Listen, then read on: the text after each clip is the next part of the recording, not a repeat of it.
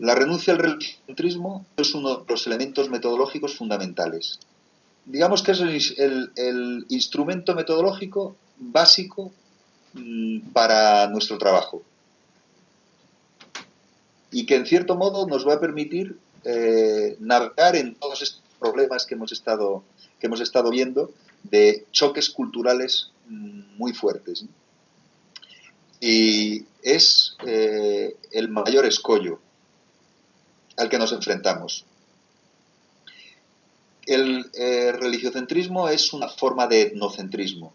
Es decir, que para entender religiocentrismo, pues directamente en este gráfico lo pueden ver, es una parcela del etnocentrismo. El etnocentrismo es característico de la forma común de entender las cosas. Y es, por ejemplo, en antropología, de las primeras cosas que hay que, por lo menos, tomar conciencia. Se cuenta que Marvin Harris, uno de los grandes de la antropología, los primeros días te provocaba un choque fuertísimo, ¿no? Quería explicar el etnocentrismo y lo hacía por medio, tenía varios métodos, ¿no? Pero uno de ellos era la comida. Le parece ser que le daba a los de la primera fila a comer una comida que a nosotros nos parecería absolutamente inaceptable y repugnante, como insectos o asuntos de ese tipo. Y les decía, esto es el manjar para otros contextos culturales. Y por tanto, si queremos entender esos otros contextos culturales, tenemos que entender, y esa era la experiencia, tenemos que experimentar esa diferencia. Experimentar lo que es bueno para comer, tenga en cuenta que ese era uno de sus intereses de investigación, que le llevó a analizar temas de religiones, evidentemente, como era la porcofobia y las razones religiosas de la porcofobia y en cierto modo las razones religiosas de por qué las reglas dietéticas que aparecen en Levítico 11, las reglas dietéticas en el judaísmo, de lo que es kosher en el judaísmo, ¿no?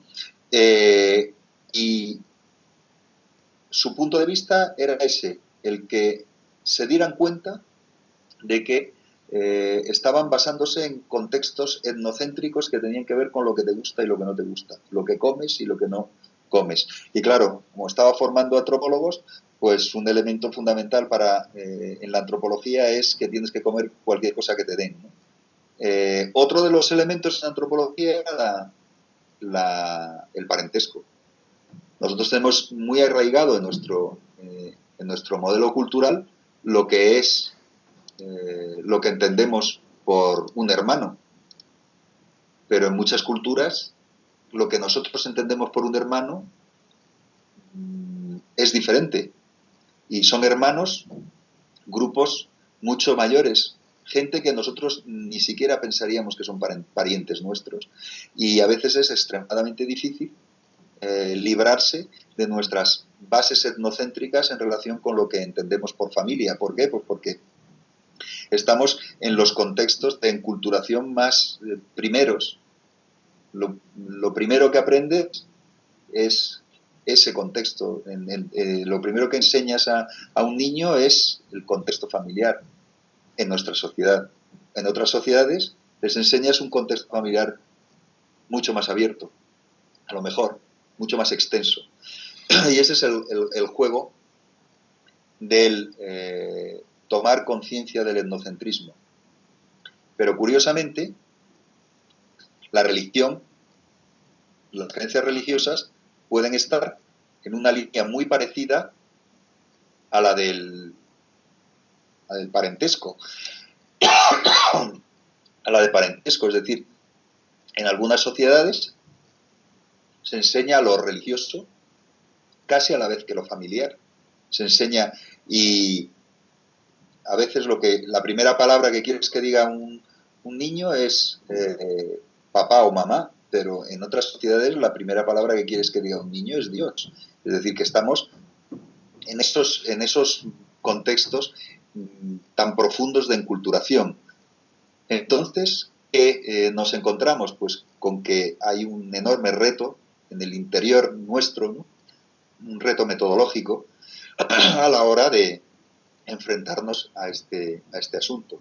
¿Qué es el religiocentrismo? Una forma de etnocentrismo que determina una percepción sesgada o distorsionada que se produce como resultado del peso de las creencias, los modos de pensamiento y en general la ideología religiosa o no religiosa o antirreligiosa, que también puede ser muy importante, de quien mira o en nuestro caso, de quien realiza el estudio.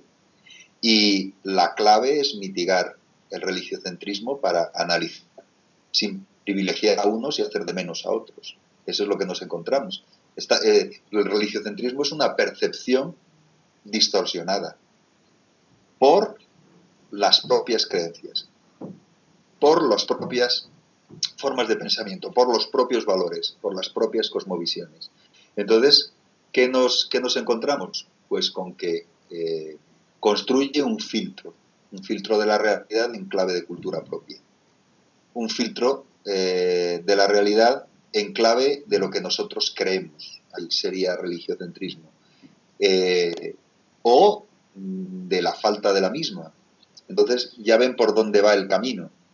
Y es que puede ser profundamente religiocéntrico si piensas que desde un pensamiento, por ejemplo, ateo, si piensas que quienes tienen religión están completamente equivocados. ¿Qué hacer entonces? Pues lo primero y lo fundamental es tomar conciencia. Tomar conciencia de que es una percepción distorsionada.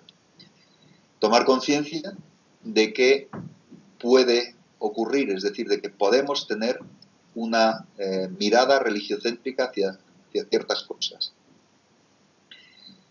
Y también tomar conciencia de que a partir de cierto nivel es un problema. Cuando rebasa cierto límite es un problema. Genera un verdadero problema. Genera un verdadero problema la posición religiocéntrica a la hora de la investigación, que es lo que a nosotros nos interesa. Por supuesto que genera un problema a escala social, evidentemente, el religiocentrismo. En muchos casos, ahora mismo, el religiocentrismo tiende a potenciar la islamofobia, ¿no? Pues genera un problema social. Pero nosotros estamos en un contexto de metodología, estamos en un contexto de un máster de investigación. Y entonces, aquí lo que nos interesa es determinar el problema desde el punto de vista de la investigación que llevemos a cabo. Les doy un ejemplo. Además, un ejemplo que conecta con lo que hemos visto antes. Conecta con el maestro de Álvarez de Miranda, que era Raffaele Petazzoni. Una de las obras de Raffaele Petazzoni, justamente la que trataba sobre la figura de Dios, la hizo para criticar una obra que fue muy importante realmente, que fue la obra de... En España lo conocemos por el padre Guillermo Schmid, o sea, Wilhelm Schmid, el fundador de lo que se denominó la Escuela de Viena. Wilhelm Schmid publicó en los años 20 el primer tomo, murió sin haber visto publicado el último tomo, murió en 1954. Durante toda su vida desarrolló esa enorme investigación, él y su equipo, y su planteamiento era un planteamiento de base que podríamos denominar de carácter religiocéntrico. Su hipótesis del urmonoteísmo o monoteísmo primitivo. Entonces, el padre Wilhelm Schmid, que era un sacerdote católico, pensaba, y es directamente una mirada religiocéntrica, pensaba que cuanto más primitivo fuese un grupo, más cerca tenía que estar de la revelación primera. Y la revelación primera no podía ser de otra manera que una revelación monoteísta, puesto que en cierto modo él pensaba que Dios no solo creó el hombre, sino que en una en una mirada un poco particular, porque intentaba unar la mirada bíblica con, en cierto modo, la mirada de la antropología, y por tanto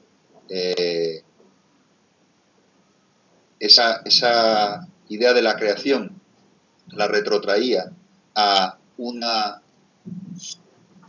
experiencia de la, podríamos llamar teofanía, o sea, de la presencia divina, que según él, cuanto más primitivo fuese, más primitiva fuese la sociedad, más cercana tendría que estar a esa experiencia. No sé si se dan cuenta el problema de base que hay. Entonces, ¿qué es lo que hizo? Pues durante toda su vida intentar investigar sobre los pueblos, cuanto más primitivos, más interesante para él y su equipo, con Sebesta, con todos sus discípulos, que fueron los que fueron publicando partes de los libros que él editaba como director de la investigación, de esta investigación de alto extenso, ¿no? Que duró 30 y tantos años, ¿no? Y que fue su libro sobre el origen de la idea de Dios, de Sprung der Gottes Idee, ¿no? Sobre el origen de la idea de Dios, ¿no? En este volumen. Entonces, él planteaba que los primitivos, lo mismo que los prehistóricos, tenían que haber sido monoteístas.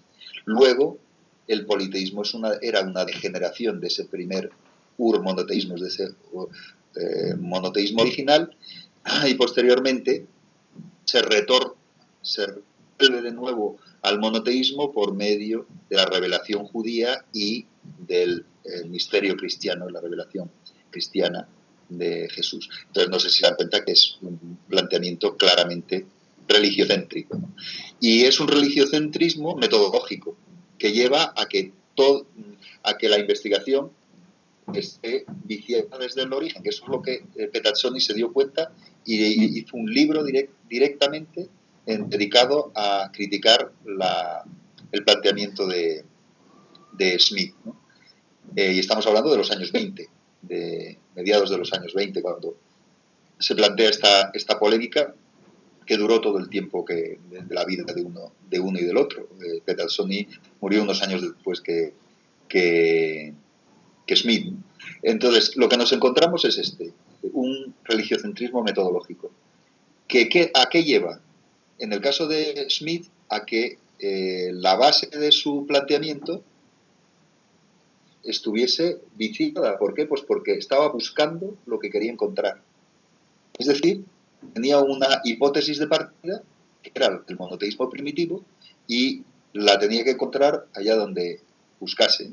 Y eso es lo que hicieron él y su equipo, entrar en el campo y analizarlo de tal modo, con esos preconceptos religiocéntricos, que encontraban lo que querían encontrar. Buscaban una cosa que inevitablemente encontraban. Ya se dan cuenta entonces cuál es el problema. El problema es que cuando rebasa cierto límite, cuando no se tiene conciencia de que puedes estar en una posición religiocéntrica, es un verdadero problema. Es un verdadero problema de carácter metodológico, por eso lo vemos en esta asignatura. Y es justamente lo que les pedía que tuviesen en cuenta a la hora de analizar la obra de Eliade, que estarán ya leyendo. Que lo miren intentando detectar el religiocentrismo de Eliade, es decir, si tiene unos puntos de vista de base que le llevan a dirigir su pensamiento hacia un lugar o hacia otro.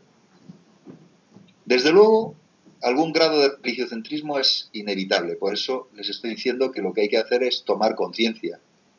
Desde el momento en que tomas conciencia, desde el momento en que ya te planteas a la hora de hacer un análisis, a la hora de leer un texto, a la hora de plantear una investigación, desde el momento en que lo miras e intentas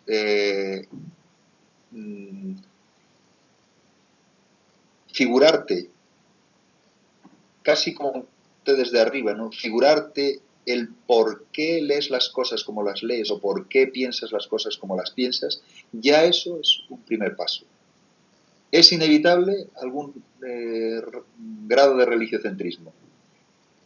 Un marco perfectamente neutral de estudio de las religiones es una entelequia, pero hay que tomar conciencia de que a partir de un punto la distorsión religiocéntrica puede llevar a una completa incomprensión de lo que se desea estudiar, que es lo que le ocurrió al padre Smith en este ejemplo que les he dado, porque encontraron monoteísmo primitivo, donde otros habían encontrado politeísmo, donde otros habían encontrado ateísmo, dependía de quién lo mirase.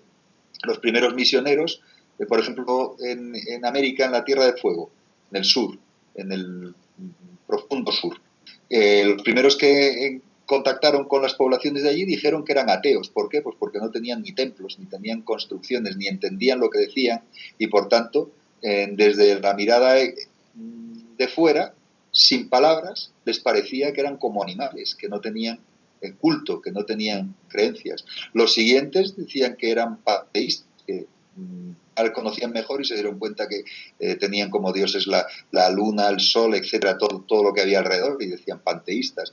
Y los de la escuela de Viena, pues les parecía que si les apretabas bastante, terminaban diciendo que en última instancia había un Dios al final del todo, que era el creador último y único, y que por tanto eran monoteístas.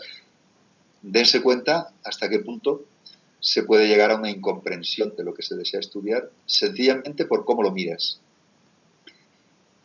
Esto que les digo, la mera reflexión que tenga presente la posibilidad de la existencia de tal percepción distorsiva es un paso clave para comenzar a mitigar los efectos y también para desenmascarar su manifestación a nivel social, que eso es otro de los elementos que tenemos que tener en cuenta, ¿no? ¿Por qué? Pues porque las actitudes religiocéntricas son muy comunes, en particular en lo que se refiere a la percepción social de la diversidad religiosa. Y uno de nuestros cometidos, por una parte, es organizar adecuadamente la investigación, es decir, tener una metodología adecuada de investigación, pero también, por otra parte, es que quienes hacen este máster, quienes nos dedicamos a estos temas, en cierto modo tenemos un conocimiento particularmente sofisticado sobre estos asuntos y, por tanto, tenemos una posición también en relación con el nivel social de comprensión de la diversidad religiosa, y ahí está también un elemento clave en lo que tenemos que hacer, ¿no? ¿Cuál es la actitud frente al religiocentrismo? En todos los niveles, también en lo que tiene que ver con la investigación, la educación, pues uno de ellos es la toma de conciencia. Otro de ellos es el respeto. El respeto. Yo no estoy tan de acuerdo con el término tolerancia, y si tenemos en algún momento tiempo lo podríamos desarrollar. El respeto, tener una posición respetuosa para poder desarrollar una actitud de apertura hacia la diferencia, ¿no? Que es el siguiente paso. Tomar conciencia de nuestro posible religiocentrismo, tener una actitud de respeto y una actitud de apertura, de abrirnos a lo diferente, a ese estudio. Y evidentemente tener una posición de ecuanimidad e intentar evitar que la percepción de lo diferente desemboque en el conflicto. Pero desde luego no es una renuncia a los propios valores, sino es hacerlos no agresivos. Y en el caso nuestro, hacerlos más adecuados desde el punto de vista de nuestra posición como analistas sociales. Evidentemente es intentar pasar por encima del pensamiento binario que tanto problema plantea, y evidentemente desde el punto de vista metodológico para el estudio de las religiones es un verdadero quebradero de cabeza, ¿no? Es una apuesta de conocimiento, ¿no? Es una apuesta de sofisticación de nuestras aproximaciones para entender a lo que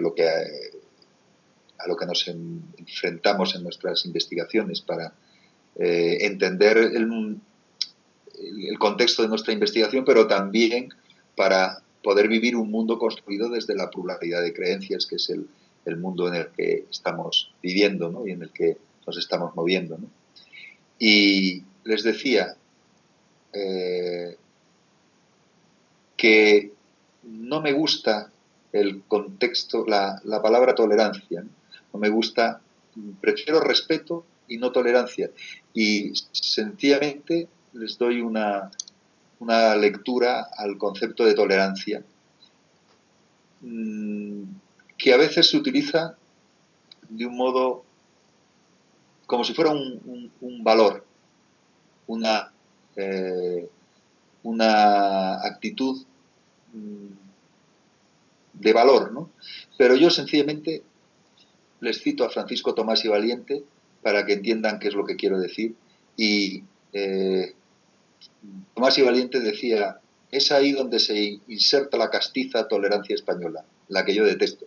La tolerancia como concesión desde la verdad, la tolerancia como necesario mal menor. La tolerancia sería un acto de generosa condescendencia de quienes están en posesión de la verdad. No sé si dan cuenta hasta qué punto la posición nuestra justamente no puede ser la de tolerancia, no puede ser la posición desde el punto de vista metodológico de estar en posesión de la verdad, una posición de posesión de la verdad y por tanto que lanza la mirada hacia los puntos de vista diferentes desde esa atalaya de quien está por encima. Entonces por eso les planteo mis dudas respecto del término tolerancia, y si quieren ustedes verlo con más detalle, pues sencillamente pinchan en este enlace y pueden ver la presentación. Y les termino con la pregunta, como siempre, ¿hasta qué punto? Y es una pregunta, ¿hasta qué punto la renuncia al religiocentrismo no sería un espejismo, un deseo irrealizable? Después de contarles todo esto, les incluyo la duda. ¿Hasta qué punto no es un espejismo? Se lo dejo así planteado y está en la línea de lo que les estoy diciendo hasta ahora. No podemos hacer una renuncia absoluta al religiocentrismo, pero tomar conciencia del religiocentrismo ya es un camino para mitigar este gran reto metodológico, quizá el máximo, que nos enfrentamos a la hora del estudio de las religiones.